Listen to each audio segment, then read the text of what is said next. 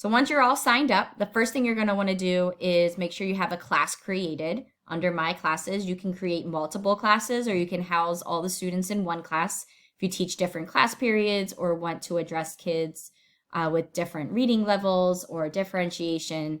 This is where you would do that. It would create a different class code for each one of those classes, and you would share that code with students to be able to create their accounts.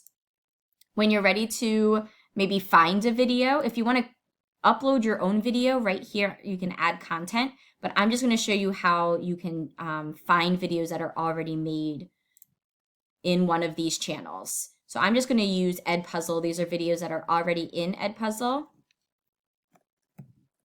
I'm going to search for something that I want, learning about collisions, and it's only 9 minutes long. So I'm going to go ahead and check this one. If you don't like all of the questions or you want more questions, these bubbles down here, you can scroll down to other people that have used the exact same video and check out what they have made and done with it, or you can edit this yourself. You can preview the questions by clicking on the bubble and being able to see what the questions are. And once you're satisfied, you can either go ahead and right away assign it, or you can edit it.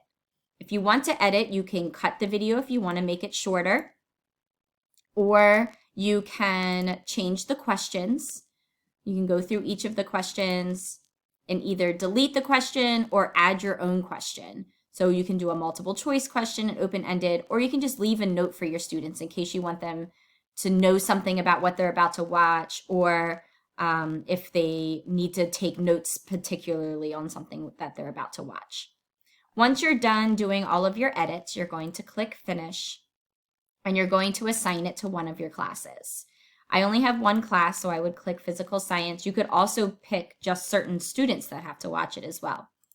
You can pick one date or a range of dates and time. And you can also prevent students from skipping through the video. This will not allow them to go from question to question to question. They actually have to watch the video sections before they can get to the question. And then, of course, there are closed captions.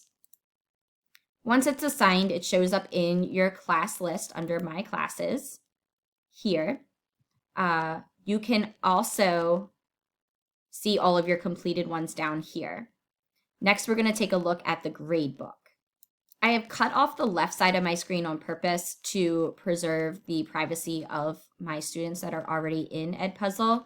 But over to the left, this is where their names would be, and they would be alphabetized by last name. You can export your gradebook into an Excel for easy access to sorting or filtering. Up here, you can navigate in between all your different classes and open up your different gradebooks. These little red clocks show you that the assignment was turned in late. And once you click on the assignment, you can see how many times they've watched a section based off these numbers up here, and which questions they got right and which questions they got wrong. From here, you can sort your kids based off of who's watched the video. You can go by last name. It tells you what percentage of the video they've watched in this progress bar. And it tells you if it was turned on time. And if you hover over it, it also shows you what time they did complete it. You have the option of going live with the assignment so that the students can watch it on a big screen and answer the questions on their own. And again, you can download the grades and delete the assignment from here.